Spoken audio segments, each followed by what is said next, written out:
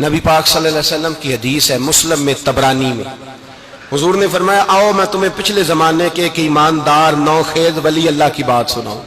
پچھلے زمانے حضور نے فرمایا پچھلے زمانے میں ایک بادشاہ جادو کے زور پہ حکومت کرتا، جب وہ ایک جادوگر اس نے رکھا ہوا تھا تو جادوگر اس کو جادو بتاتا، وہ جادو کے زور پر حکومت کرتا۔ جادوگر بوڑھا ہو گیا تو کہنے لگا بادشاہ کو نوجوان میرے پاس بھیج دے، اب میں بوڑھا ہو گیا ہوں میرا پتہ کوئی نہیں کب مر جاؤں۔ ایک نوجوان کی ڈیوٹی لگائی، بڑا زیرک سمجھدار اپنے رعایا میں سے چن کے جو ذہین فطرت مزاج بچہ تھا وہ اس نے لگایا۔ اللہ کے محبوب علیہ الصلوۃ والسلام فرماتے ہیں بچہ جادو سیکھنے لگا، وقت گزرنے لگا۔ بچہ جب جادو سیکھنے جاتا تو رستے میں ایک راہب بھی تھا جو انجیل جانتا تھا، وہ اللہ اللہ سکھاتا، لوگوں کو حضرت عیسیٰ علیہ السلام کی تعلیمات سے آگاہ کرتا۔ اس نے دیکھا کہ یہاں بھی لوگ اکٹھے ہیں تو وہ بچہ اس راہب کے پاس بھی اٹھنے بیٹھنے لگا۔ اب جب اس کے ساتھ اس کی گفتگو بڑھنے لگی تو اس کو باتوں میں لذت آنے لگی۔ اس نے راہب نے پوچھا کہ تو کون ہے اور کس طرح سے آیا ہے، کیا تیرا معاملہ ہے؟ اس نے کہا جی میں جادو سیکھنے جاتا ہوں، آپ کی باتیں مجھے بڑی اچھی لگتی ہیں۔ اس نے کہا دین سیکھ، جادو سیکھنے والے کافر ہو جاتے ہیں، قرآن و دین سیکھنے والوں کو اللہ کامل ایمان عطا فرماتا ہے۔ فرمایا یہ سیکھ۔ بچہ بیٹھنے لگا، اس کے پاس آنے لگا، باتیں دل میں گھر کرنے لگی۔ ایک وقت آیا کہ مسلمان ہو گیا، اور مسلمان کیسے ہوا؟ بچہ کہتا ہے میں تجربہ کر کے ہوا۔ اب میں تھوڑا سا وقت جادوگر کے پاس بھی جاتا اور باقی سارا وقت وہاں بیٹھتا۔ میں ایک دن جا رہا تھا تو رستے میں اژدہا تھا، بہت بڑا سانپ تھا، رستہ روک کے کھڑا تھا۔ یہ حضور نے بیان کی حدیث۔ نبی پاک صلی اللہ علیہ وسلم فرماتے ہیں بچہ کہتا ہے کہ رستے کے اندر سانپ ہے، رستے بند ہے، لوگ چھتوں درختوں پہ چڑھے، ہراش ہے۔ کہتے چھوٹا سا روڑا میں نے اٹھایا تو میں نے کہا اللہ اگر جادوگر سچا ہے تو اسے مار دے۔ چھوٹا سا روڑا میں نے پھینکا، اژدہا کوئی نہ مرا۔ پھر چھوٹا روڑا اٹھایا، میں نے کہا اللہ اگر وہ عالم سچا ہے تو اسے مار دے۔ اب جب میں نے روڑا مارا تو اژدہا مر گیا۔ میرے اندر سے گواہی آئی نہیں دین کی باتیں سچی ہیں، نہیں قرآن کی باتیں اسلام سمجھانے کے لیے عرض کر رہا ہوں، اگرچہ اس دور میں انجیل تھی۔ اللہ رسول کی باتیں اچھی ہیں۔ کہتے میں مسلمان ہو گیا، اب میں نے راہب کے پاس ہی رہنا شروع کر دیا، جادوگر کے پاس چھوڑ دیا اس بچے نے آنا۔ بادشاہ پوچھتا کہاں زیادہ وقت گزارتے ہو تو وہ بات گول کر دیتا۔ وقت تیزی سے بڑھنے لگا، اللہ نے اس نوجوان میں طاقت پیدا کر دی۔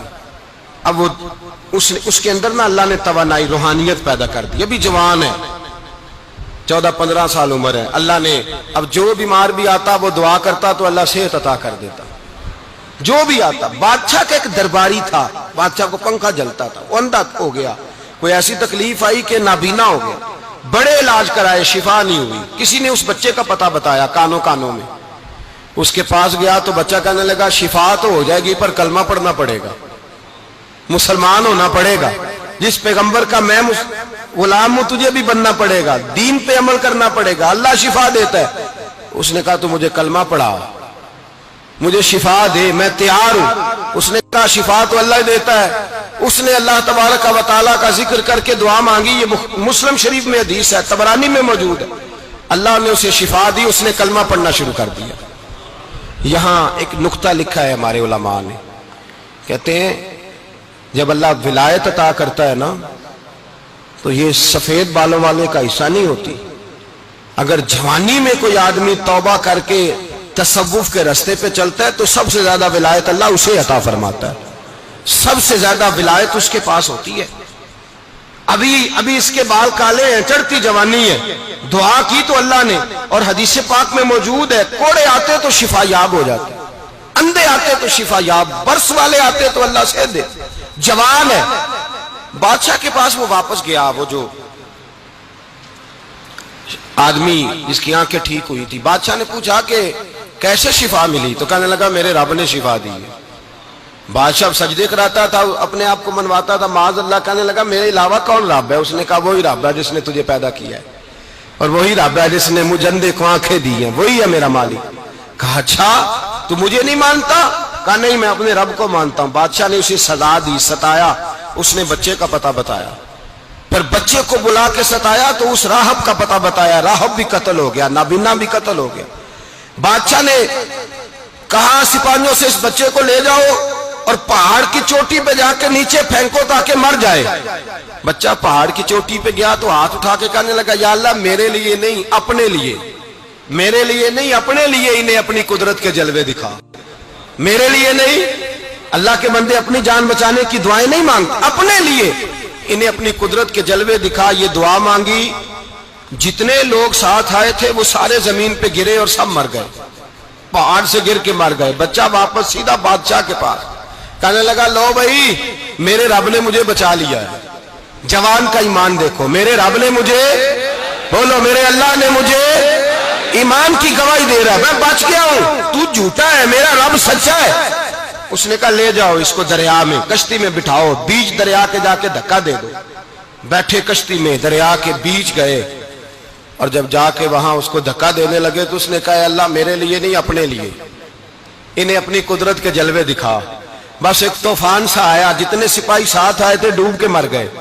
وہ بچہ اٹھا اور سیدھا پھر بادشاہ کے پاس، اسی کے پاس کہنے لگا لو بھائی میرے رب نے مجھے بچا لیا ہے، تیرے پاس آیا ہوں. وہ کہنے لگا تو کیا مصیبت میرے گلے پڑ گئی ہے، کیسے جان چھوٹے گی؟ تو بچہ کہنے لگا اگر تو مجھے باندھے درخت کے ساتھ اور سارے ملک کو بلائے، لوگوں اکٹھا کرے، پھر تو مجھے تیر مارنا، میں تجھے بتاؤں گا کیسے مارنا ہے، میں مر جاؤں گا. اللہ کا بندہ نوجوان ایمان دیکھو، مرنے کے طریقے بتا رہا ہے، میں تجھے بتاؤں گا میں کیسے مروں گا. یہ بات کہی، بادشاہ نے سارا مجمع جمع کیا، ملک سارا باہر آ گیا، درخت کے ساتھ باندھ دیا. کہنے لگا بھائی لوگوں یہ مجھے مارنا چاہتا تھا، مار نہیں سکا، اب میں اسے بتانے لگا ہوں کہ میں کیسے مروں گا. اسے کہو جب تیر مارے تو ساتھ میرے رب کا نام بھی لے، میں اپنے رب کے نام پہ جان دوں گا، ایمان کی پختگی میں اللہ کے نام پر جان دوں گا. اسے کہو رب کے نام پہ مارے، مر جاؤں گا. بادشاہ نے اللہ کہہ کے تیر مارا، پیشانی میں لگا، بچے کی روح پرواز کر گئی. جتنا مجمع کھڑا تھا سارا کلمہ پڑھ کے مسلمان ہو گئے، سارے مسلمان ہو گئے سارے. میرے رسول پاک سید عالم صلی اللہ علیہ وسلم نے نوجوانوں کو بتایا جب تمہارے اندر ایمان کی قوت آئے گی تو اللہ تمہاری مدد کرے. فرمایا وہ نوخیز ولی تھا، ابھی جوان رانا تھا، ابھی اس کی پیشانی پر جوانی کے آثار تھے، لیکن اس نے اللہ کو راضی کیا، رب کریم کو راضی. ولایت کا مطلب بڑھاپا نہیں، ولایت کا مطلب وہ نہیں کہ جب بڑا لمبا وقت گزر جائے تو پھر آدمی آئے کہ نہیں اب کیا کرنا ہے، اب مسجد ہی ہے، اب تو اس کے علاوہ گزارا ہی کوئی نہیں.